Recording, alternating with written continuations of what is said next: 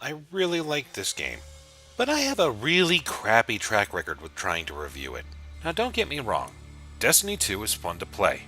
Bungie made a solid shooter, but since the start, Bungie wasn't handled well by Activision. Its initial release led to expansions that were piecemeal, and it wasn't until we saw Forsaken that the game started to actually come together. And now we come to Shadowkeep. Now, I've completed the main storyline, and it's underwhelming. But the purpose of this expansion is actually to give back to the players what they've been missing. Things from Destiny 1. The moon has made its return along with the Hive and haunted space triangles. And I have to say, they did a good job reintegrating the moon. It's no secret that Bungie has been trying to get back to its roots with Destiny 1. I can't lie when I say I feel nostalgic about this. The areas of the moon are all recognizable, and they mesh nicely with the Scarlet Keep. They didn't skimp out on design and just use old assets from the old game. They improved upon it with new assets as well. The Scarlet Keep is a three-man strike, and it has a great design. The entire area is well thought out. The design has several challenging sections, but nothing is too long or too overpowered. While the game doesn't hold your hand, the addition of finishers does simplify things.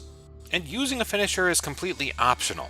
And sometimes it may not be the best idea to do so, especially when you're crowded by a bunch of enemies at the same time. But using a finisher also gives you the benefit of additional ammo. I guess this all boils down to having a defensive or an offensive playstyle. I'm pretty melee-oriented myself, so I enjoy being able to dropkick something in the head. This entire expansion has a foreboding feel to it, and you fight the nightmares of the past, things that haunted you. But I can't shake the feeling that they're heavily relying on nostalgia with this. What disappointed me the most was out of all of the expansions, this one doesn't give you a new boss. You fight a bunch of the old ones. Aside from the Scarlet Key, this feels like a big boss rush of old characters that you've already fought. Now, I'm sure this is going to be expanded upon as I play the game further.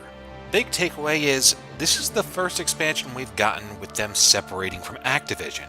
And while the story is a little lackluster and the bosses are rehashed, bottom line, Bungie knows a lot about game design, and they made sure to fix things so that players will enjoy playing their game.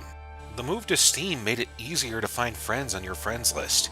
The game is now free to play, and all of the expansions are standalone, so you do not have to have all of them in order to play with your friends. This also means that you should be able to play Gambit and normal PvP with your friends without having to have all of the expansions to do so. The game is fun to play, but Bungie's writers definitely have to work on their storytelling still. What are your thoughts? Leave them in the comments below. And please like and subscribe and click the bell. And as always, thanks for staying a while to listen.